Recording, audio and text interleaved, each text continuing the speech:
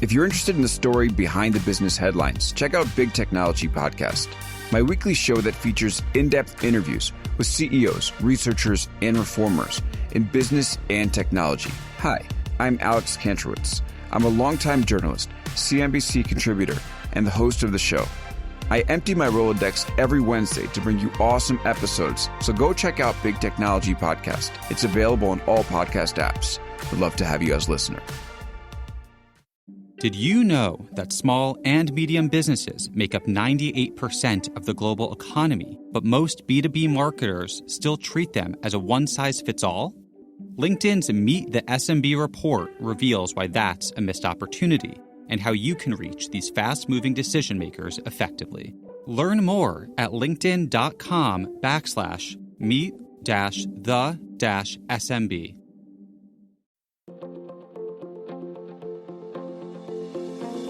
Welcome to the American Negotiation Institute's podcast, where we will teach you the skills you need to get more out of life. And now your host, Kwame Christian. Hello and welcome to episode 5 of Negotiation for Entrepreneurs. My name is Kwame Christian and I'm a business lawyer, and I am passionate about teaching entrepreneurs like you how to negotiate for your business. Today we have a really exciting episode because we have John and Richelle on. They are business partners and life partners. They're actually engaged, and it's really interesting to see the dynamics between them and how they work out disagreements in the business without having a detrimental effect on their relationship. Another thing that I want to highlight in this episode is their negotiation strategy, because their business is a real estate business. They're a real estate investment company. So they're constantly negotiating with realtors, other independent sellers, and tenants to try and figure out what's next for their business. And then we're going to finish off the episode talking about their business strategy, because it goes up beyond just owning real estate and managing properties.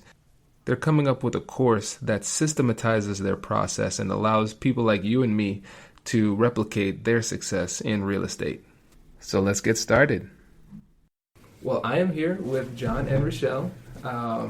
We have an interesting story because I first met Richelle at one of my negotiation seminars, and I didn't know her name, but I knew she was a scientist. So the whole time I called her the researcher. And we had this simulated negotiation, and she got everything she wanted in that simulation. I was like, this is someone I need to keep in touch with. And then John, we've met a couple times we first met at OSU at an event, and we just kept in touch, and we found out that we have a lot of things in common as far as entrepreneurship and what our goals. So there's a lot of synergy between all of us, and I just wanted to have them on to share their entrepreneurial journey and get some tidbits from them. So excellent. Thank you. Thanks for having us. My pleasure. So who wants to go first with the entrepreneurial journey? All right, John leading the way. Oh, I have been elected. You've been elected. Hey, my entrepreneurial journey, where did it start? I mean, it started from not my own entrepreneurial journey, but working through a family entrepreneurial journey. So my father was a builder and a developer. I worked for his company, and it was kind of like I was tired of the nickname Junior and June, and, John's kid. And, you run a family business, and you have a high-ranking position, but you don't see all the strappings of wealth that we're producing. It's kind of like I wasn't ready to receive the benefits. So I worked hard, but eventually I just wanted to go off on my own. And, I said, I want to do things my way. I want to implement how to optimize landlording and renting and dealing with tenants my way. So I just really wanted to prove that I had a way that could be successful and that would work. So I spun off of the family company and I started a real estate investment firm. Nice. And, it went on from there. I'm sure there was earlier roots, but that was my first legitimate kind of, experience. That's awesome. What about you, Richelle? Well, mine is somewhat similar, but maybe a little bit more on the boring side. So I spent all my years in school. I'm Caribbean by descent, and I come from a long line of professional people that always have owned rental property on the side. So my family's from Barbados, and we own land. That's what we do. And so that was drilled in from a fairly early age. So my dad's a petroleum engineer, and before he left the island, he bought a piece of land, right, and left it with my grandmother to help support her income. And then he came to the States, and 30 years later, here I am. So long story short, I'm a chemical engineer. I'm a research scientist. And when I came of age and actually got a full-time job and actually made full-time money, it's like, Daddy, I want to own a rental property. Like, let's do it together. And he never really got his portfolio off the ground. My mom really wasn't too on board with it. So he was really happy to have a sidekick to go on with. So since I've been out in the real world, my dad and I kind of started buying a couple, and then I met John, and now we buy a couple, and there you go. That's awesome. So you all now are in business together. In business and in life. Business and in life. Nice. Richelle is now my fiance. We're business partners, life partners, friends, partners. Here's the question, because a lot of times with business, the business can be going fine, and then the partners mess things up because they don't get along. So for you, it's really interesting because you are business partners and life partners. So how do you balance that? I'll start by saying when we initially met, Richelle was potentially going to be an investor in my real estate investment company. Yep. Interesting. And to become an investor in my exclusive real estate investment company, I'm rolling my eyes. Roll your eyes. But we put you through a process. And through that process, there's an evaluation and a questionnaire. And the questionnaire is not so much about, we talk about rate of returns, what you're interested in and timelines, but more so, what do you want to do after you make money? What motivates you? How do you want to give back to the world? So there are a lot of these kind of philosophical, I guess is what you'll call them. Yeah. But to me, very critical and important. Real estate's not just about money to me, but very critical questions that if we're going to create economic wealth and build together, that we just have to get past before the money comes and people change, most likely. Mm-hmm. So, prior to us kind of even getting into bed with each other, that deal didn't move forward and matriculate just because of terms. Mm-hmm. But, we got to become friends, and we met consistently and just had conversations and talks. And, I think that started an initial mutual relationship to be like, one, we offered her a potential opportunity to invest with us. But it was more so, hey, you fit the criteria, you fit the mold, you might be a valid person also to want to not just invest with, but I'd go on vacation with you. Mm-hmm. You know what I mean? I think that being in business together only enriches the relationship. It makes it have another element, another layer that just a traditional, what'd you do today? Not much. What'd you do today? Not much. It really adds more flavor and color to it. So our relationship is multidimensional, which without the business aspect, it wouldn't be as interesting and fun. I agree. That's good. So what about those times when you kind of disagree on a direction for the business? How do you work through that as partners? I think we have different communication styles. Correct. So John is a lot more vocal. I'm shy. I'm less shy than he is. And so he likes to voice his opinion, which is nice. Sure. And so I say, understood. Thank you for sharing. And then I will voice mine. And sometimes it falls on deaf ears. So then I write mine out in an email, which you'll read later. But, it's a matter of understanding that the person has good intent. And we understand that we won't move forward with the decision unless we're both in agreement. And that's the baseline understanding.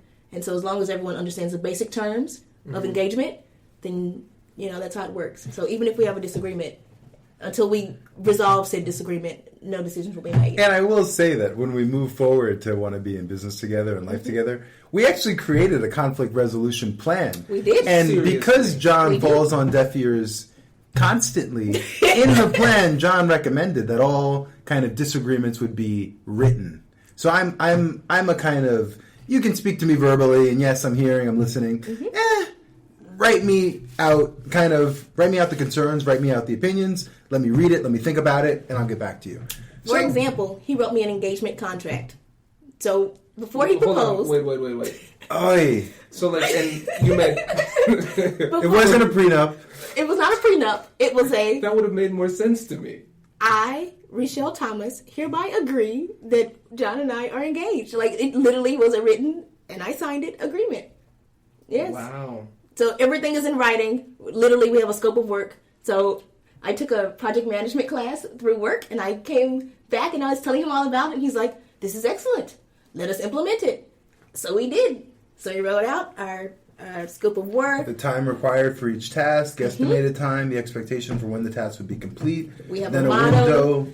What is it? A motto? What is it? Is it a motto or a creed? A creed. Yeah, we have a creed. Everything. I know. It's kind of overkill. It but is. I think this is really interesting because I think a lot of times people who are really, really good friends or are dating each other or married and they go into business, they think that friendship or that relationship is just going to carry them through the day. And we're all adults and we all have our own opinions. And so things have to be explicitly laid out so that everyone understands what those terms mean. Yeah. That's the only way you can come to a resolution. So he may have different opinions than I do. And so until you write it out, it's like, that's actually not what I want. So we have a timeline for how long we'll be in Columbus, Ohio. And what are those conditions under which that can be accelerated or delayed? Yeah. Wow. So when you went into this business partnership, it's really legit a business partnership. It's legitimate. I mean, it's a life partnership. A life partnership as well. But I think when you're adding another layer of, once again, business, I came from an investment company background. I had partners, and through the partnership, you learn a lot about, wanting to work with people. And then when you're in that relationship, just different values, different opinions, time will change, and you expect people to stay the same. But really, people evolve, and the evolution of that relationship can really shift. And when you are mutually tied together, I mean... Hey you, I'm Andrew Seaman. Do you want a new job? Or do you want to move forward in your career? Well, you should listen to my weekly show called Get Hired with Andrew Seaman. We talk about it all, and it's waiting for you, yes you, wherever you get your podcasts. Small and medium businesses don't have time to waste, and neither do marketers trying to reach them.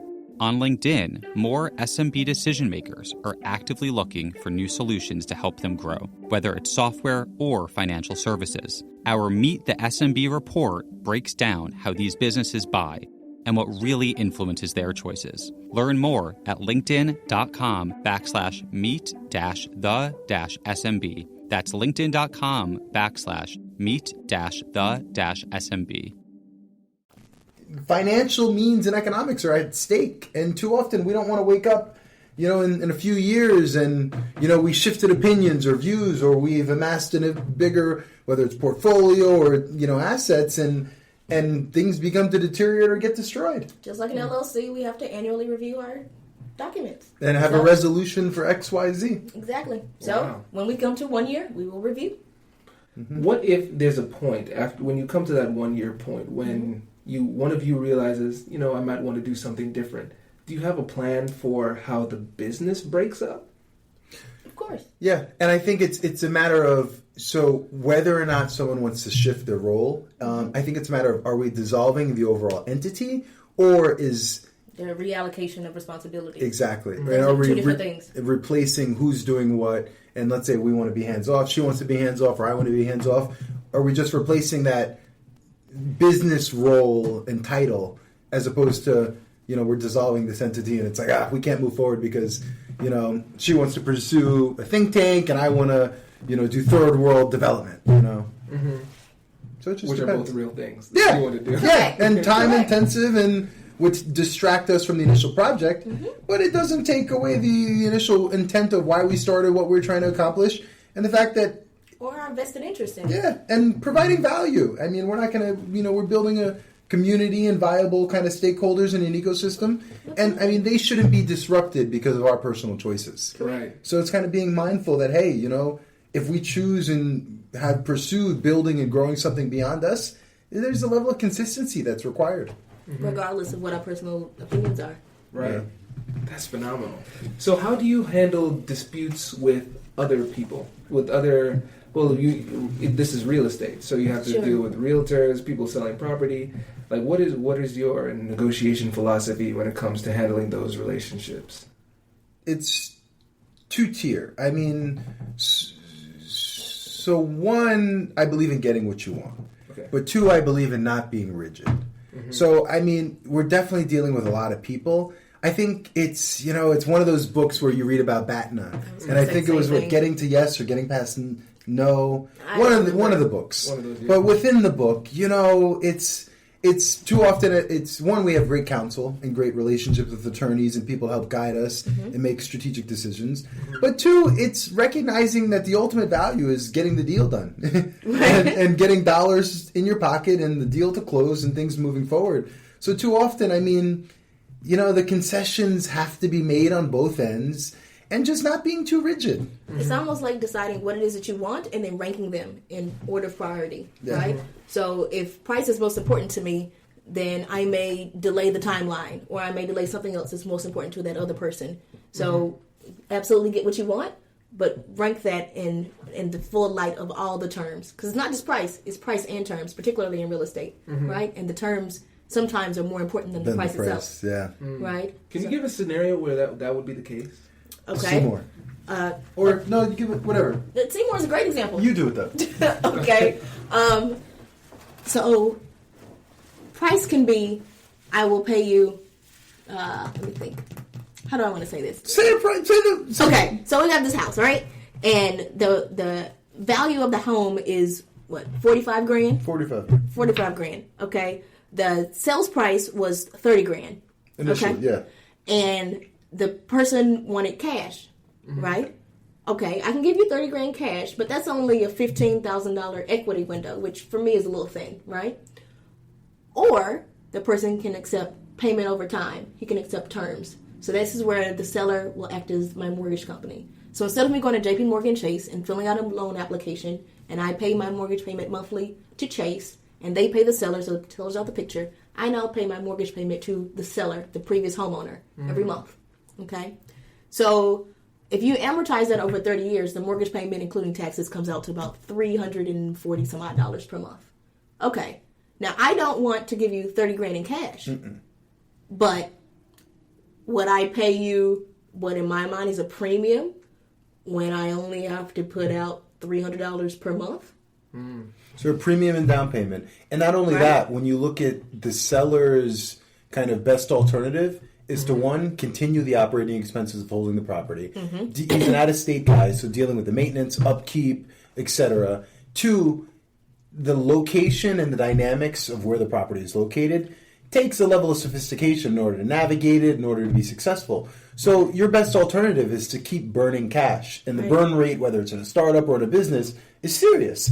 So you can say, hey, your terms are in a market where the majority of your target customer would never pay this and was never going to buy this building. So you can let it sit. Or you can give it to me in terms where I can actually accept. And then you can always go back and renegotiate the good deal. So, for example, after we signed the dotted line, I said, hey, you know, it's the holidays. I just gave you the down payment. How about we skip the first mortgage payment just so we have enough time to catch up? Okay, so now my first mortgage payment is delayed till 2 months after closing. That's great. Now I can go back and renegotiate my property taxes at the city because the city says that the property is valued at $60,000. I just bought it, quote unquote, at $30,000. So now my property taxes should be discounted. So that's going to reduce my monthly payment as well, right? So there are all these other things that, as John said, a sophisticated investor can do to negotiate the price to make it less of a burden monthly on the back end that someone that's a novice may not be able to do. And allowing that other person to get rid of the asset, get it off their books, and get the cash flow they need to please, you know, their parties. Correct. So everybody's happy. They got what they want. He got the cash he wanted. He got rid of the headache, the monthly management, everything. We take it over, and, you know. And we get a house. And that's the risk that we're more than willing to take on. Yeah. Interesting. So 2 points on that I want to touch on. Sure. First point is renegotiating right after the deal and negotiating with the city. So how is the person's response when you renegotiate it? Because you did it after you signed, right? As soon as he cashed a check, what feeling do you have? Elation and relief. I'll give you whatever you want. Because the money was real. Real. Like, check cleared real. Too often deals fall through, so it's like, you know, it's everyone under the sun wants to buy a deal. It falls through in financing. And it had been on the market like 2 or 3 months.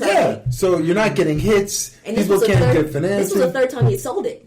Right? And so he had tried to sell it previously. And every time the deal came back and he had to, let's say, repossess the property. So it's just... this time you got cash. We didn't beat you up on the price. Like, literally. You have qualified people who aren't going to walk. We're not looking to kind of, you know... I give you my credit score. Everything. Reserves. I mean, what else do you want? Income. Anything you want, we'll give you. It's like, hey, we're the best alternative for you. So too often long term, when you look at not willing or not wanting to kind of repeat the cycle, it's like, let's just work with them. They're going to pay. And then, on our end, what the next part was the city. That was more so, Richelle wanting to kind of really hammer it home. And that's fine. I mean, for me, I'm a little more lax in that regard, but money's money. Yeah, man. So, recognizing, even though for me it's at a certain price point, hey, even if it's a couple $100 savings, it's worth it. Yeah. So how did that negotiation with the city go? How did you even start that conversation? It's a standardized process. So whenever a property transfers, that's a measure of its value. So it's like a data point on the graph, right? So every time the property transfers, that's another bit of information about what the value is at that certain point in time. So because the property transferred, because we purchased it, now I can say, hey, city, because I have a closing document at this price point, clearly I'm only going to pay for it at the value that it's actually worth. So you don't have to, there is a hearing, right? So I do have to go for a hearing. But it's not anything that's scary or... It's not scary, but there is a level of experience. Because owning other buildings and properties, you're able to learn the process. Let's say we previously hired attorneys to go through the process for us. Right. So now you have a standardized template in which now you know the data points to pull, the copy, the descriptions. You know all the added values that you have to input into this form and into this appeal that's going to get it approved. Right. So once you have that first level experience, now you can take it and replicate over and over. It's like paying a consultant to help you, and then or you paying a lawyer to give you the documents, and then you can use that same document repeatedly. Right. You pay to play. You pay to learn the process. You pay to learn. Once they teach you, we really appreciate you right now. Thank you so much for teaching me. This is a perfect segue because now we're going to talk about teaching, Sure. and now you all with your business. Real estate is just one. Like you all actually purchasing the real estate is one, but now you want to shift into teaching your model Absolutely. for real estate too, right? We have a lot of friends that ask a lot of questions. Yeah. And, as John likes to say, he's a micro celebrity. Oh, one, I am a micro celebrity. Secretly or publicly, I'll admit it. But two, besides just friends, we have friends, and then let's say within your network, you have someone that say, hey, John, I have this young man or this or that, they want to get into real estate. I'd love them to talk to you. Are you willing? Yeah. Or, hey, Richelle, you're in this community online, whether it's Bigger Pockets or whoever. I'd love to ask you questions on how you did X, Y, Z. Exactly. So, for us, there was a level of redundancy of going through the same process over and over with the same kind of people and the same kind of questions. Right. And eventually... they need help. You know what I mean? Like, we each have friends that are in our same age demographic, and you wonder, why are you so much further financially than I am? And we started on the same playing field on the same day under the same conditions, right? So there has to be something there. And eventually, everyone will wisen up and start asking questions. So this is our way of giving back and wanting to have more friends come along with us. It's no fun golfing and having a party by yourself. Right. Or vacationing. I mean, shoot. Correct. Dinners, just lifestyles. You want to make sure that everyone's catching up and keeping up, especially in your ecosystem. And I mean, too often it's also a way to kind of archive our information, our journey, relearn, and really kind of, what is it? Like, just Submit the process so that when we want to go and acquire more, we're that much better and more refined. So, can you tell us a little bit more about the program that you're planning on putting out? Sure. So basically, we did a massive brain dump of what do we think is taking you literally from zero to purchase to closing, and then even beyond with managing the property. So we've developed an 8-week course, and so it will take you literally from identifying, are you financially ready for this? What does that actually mean? Where does real estate investing fall within the financial pyramid? How do you identify a property? How to identify a location, a city? What method of investing do you want? Fits best with your personality? You want to take it from there? No, I mean, you're on the right track. Yeah. Okay. And all the way through the closing process, how do you screen tenants? How to know when to sell? Everything. Wow. So obviously we can't get into every single nuance. But mostly what every landlord won't tell you. Yeah. Everything that you wanted to know. How do I do it? And sure. So what is the difference between doing your course and just reading one of these books? That's a great question. Yeah. I'll start by saying, before I began, I read everything under the sun. Ditto. I mean, read everything, went to Barnes & Nobles, between buying all the books, plus then going on a weekly basis to read the books in store for free.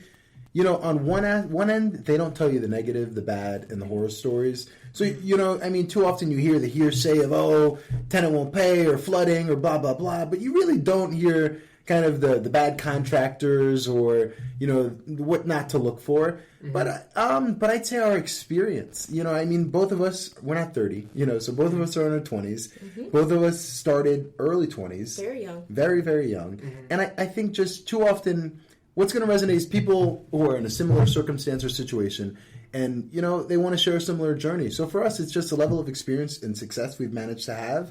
And I mean, there are 30 plus 40, 50-year-olds who haven't been able to attain or achieve. So for us, it's not a matter of bragging or boasting, but it's a matter of, hey, you know, we're still equals and we're still wanting more people to be on the journey with us. Right. Absolutely.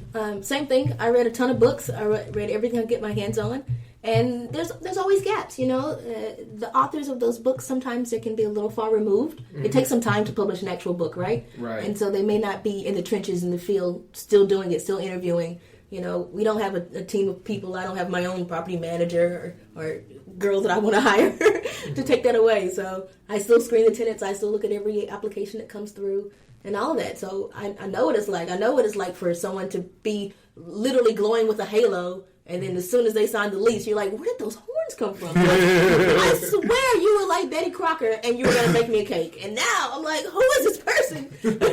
So I know what it's like. I know what it's like to be had, you know. And yeah. So, I mean, and that's what it's really like. Right. You know, and we've done it in multiple cities, you know. So I came from Texas, John's from New York. Yeah. Multiple price points. Multiple price points, everything. You know, everything from condos to single families, multi-families. I mean... So the full gamut. Yeah.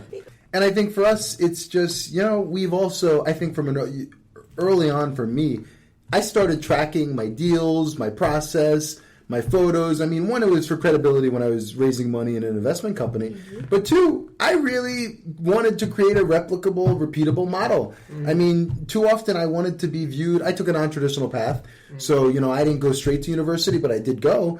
But, you know, I wanted to be viewed as credible and professional. And I knew that unless I could test and prove that, hey, I can lead multiple people to the same path, people wouldn't take me serious. I would just be that, you know, oh, he just dropped out, or oh, he's just this and that. I was, I'm going to show you. Yeah.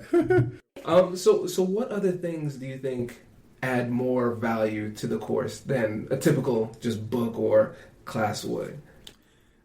One, I'd say it's similar to an audio recording, but with the author kind of curating that experience in the sense that it's going to be a personal and intimate experience because you're going to hear our voice, you're going to get to know us, you're going to hear the ebbs, the flows, the character, and the interpersonal just honesty. But two...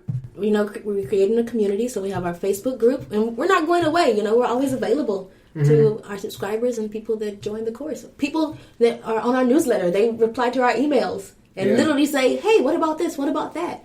Of course, anyone that participates in a course would have access to that. Even without buying a course, you have access to that. So we're here and we're available. Yeah, and I think with the course, too often books take you down many roads and many paths. Right now, our course is going to be very specific to a buy and hold strategy. So, you know, there are many courses that are going to teach you how to wholesale or how to flip houses.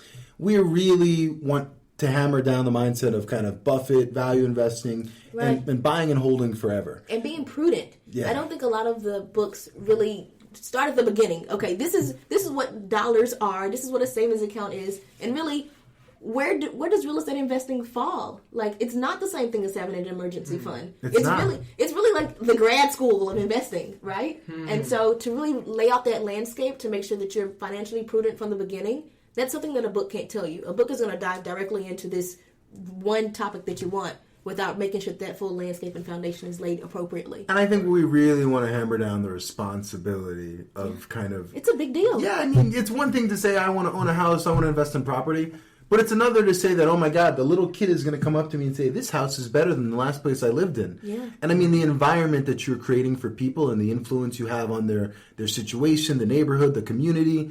I mean, you are influencing the built environment and people. You are. So it's just, the course is just going to really, like, just a level of seriousness. I mean, I know books teach you this, but I think too often there are gaps, and we want to hopefully cover some of those gaps that we've recognized. Yeah, it's a whole different level of responsibility to not only have housing for yourself and your own family, but to go above and beyond and provide that for someone else's family, right? Right. Like that's cool. That's so heavy and that's so meaningful, and I don't think a lot of landlords and real estate investors really. It's a lot about money, it. and it's like I love money. We love money. I know, money is good, but it's so much more than that. And you have an opportunity to really affect people and community and streets and lives. It's the ultimate social entrepreneurship. I think is the word, I know.